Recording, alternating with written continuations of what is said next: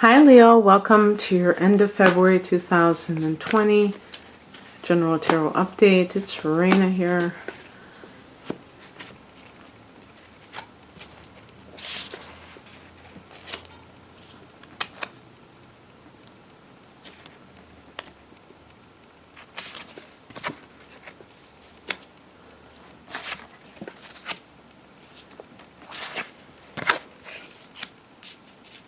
This is the Wild Unknown Tarot deck in case you were interested. I've used this before. Okay.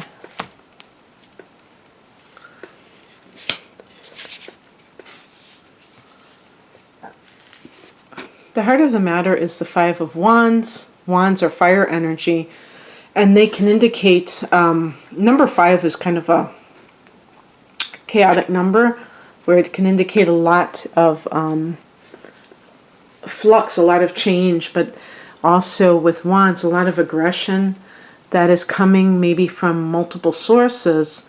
So I always think about the workplace and the competitive environment of the workplace. Fire signs like Leo may, in some cases, thrive or not mind that type of environment unless it gets very toxic, and then you might feel this sense of not liking to even think about going to work because of having to be highly competitive, where you're not really like working together. You're kind of like against each other in a way, and maybe you don't want to be, but you feel like it's sink or swim. In the past position, we have the High Priestess. And that, to me, is about kind of getting more influenced by the spiritual side of life. Maybe having a spiritual awakening.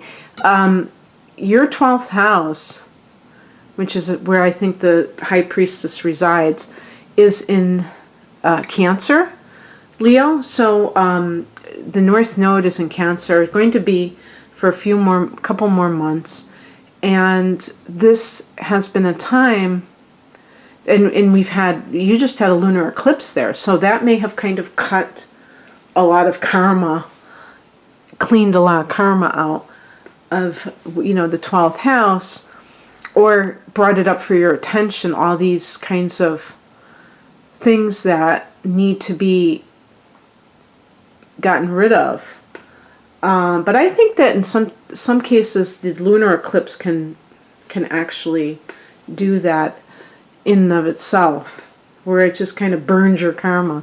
Because the thing is that the person has evolved to the point where they don't need to be kind of saddled down with karmic baggage. And what I mean by all of this is saying that a lot of the things that we do, and we kind of do without even thinking about, like how we react to life itself, can be due to a certain way of relating to things. Where in other words, we think that we have to prove ourselves. That's a very big one, where we think that we always have to prove ourselves. That's kind of what being competitive is, and wanting to be the best, is because there's a very, very deeply ingrained belief that a person cannot be accepted just for themselves. They have to have accomplishments behind them. So some of that, to me, would, originate in karmic entanglements. But in any case, because of this spiritual awakening, or maybe you've been going to meditation, during this last 18 months, you've, joined this spiritual center, or you've made an acquaintance that has those beliefs and you've gotten into it, you're starting to rethink some of those behaviors, and maybe you don't want to be like that anymore.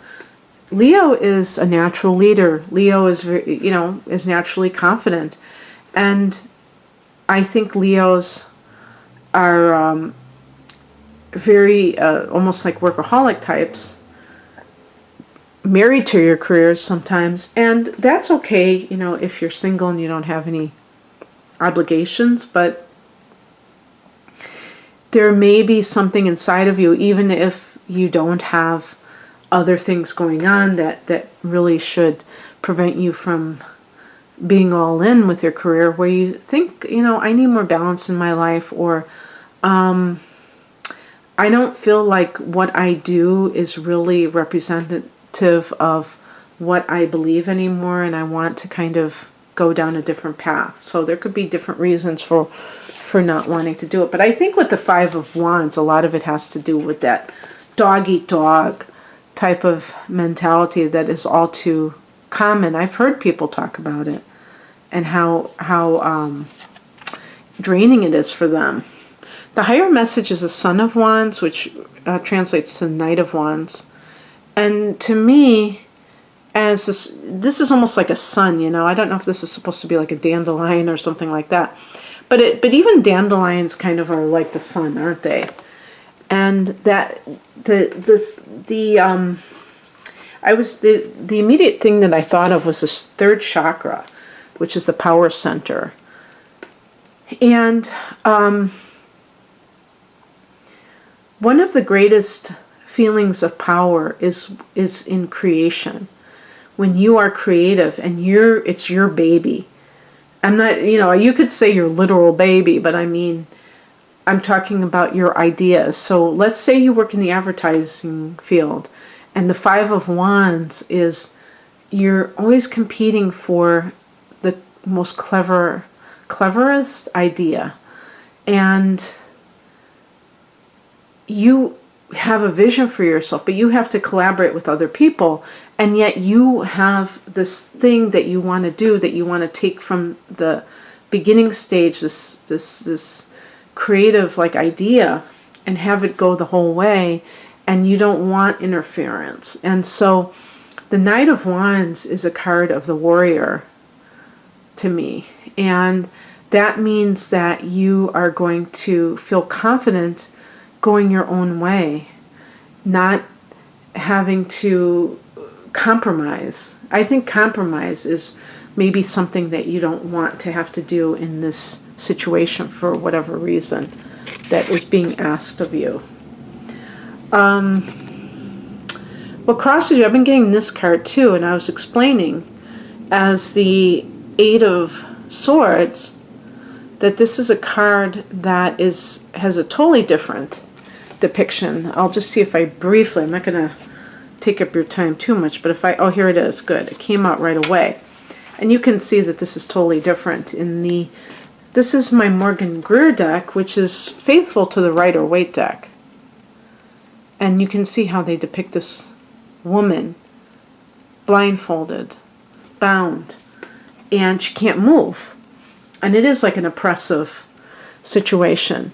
But it's because of her thoughts that she has put herself in this situation. Nobody has done this to her but herself. And in this depiction, it's kind of like this cocoon. The butterfly is not out yet. And I find it like an intriguing thing. I mean, there must be some reason, esoteric reason why they talk about that. But basically how I view it is that when you free your mind, you open yourself up to so many more possibilities in life, and you can become that butterfly. And it frees you because the butterfly can fly away in the air, frees you. So it's really about you deciding to take a stand for your own life and to have real passion in your life instead of drama, like the Five of Wands is all about. What's coming in is the Seven of Wands. I've been getting this card. With Pisces, I called it the Eternal Flame, even though it is a lot of times attached to this idea of standing your ground, defending your right to be who you are and defending your talents and things like that. But I'm going to go back to that eternal flame, the thing that you've always may have felt you were here for, Leo.